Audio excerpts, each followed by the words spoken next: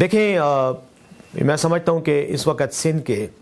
کچے کے علاقے میں جو پختون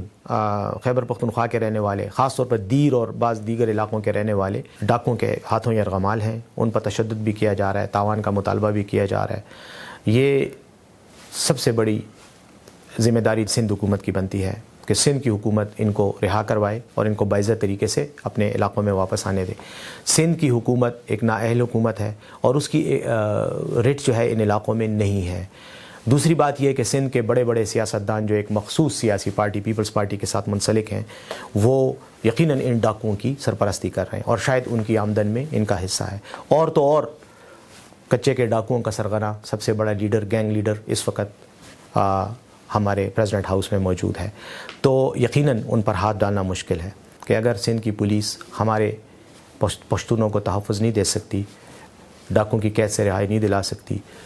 تو ہم اپنی پولیس بھیج دیتے ہیں اور ہم اپنی پولیس کے ذریعے اپنے لوگوں کو رہا کروا دیں گے۔ سندھ کے ڈاکوؤں کا بھی علاج ہو جائے گا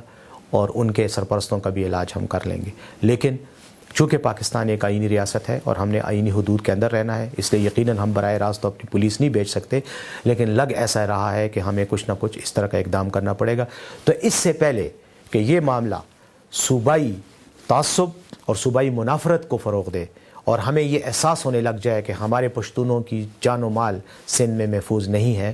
میں سمجھتا ہوں کہ سندھ حکومت ہوش کے ناخن لے گی اور زبانی بیان بازی کی بجائے عملی اقدامات کرتے ہوئے ان لوگوں کو رہا کرے گی۔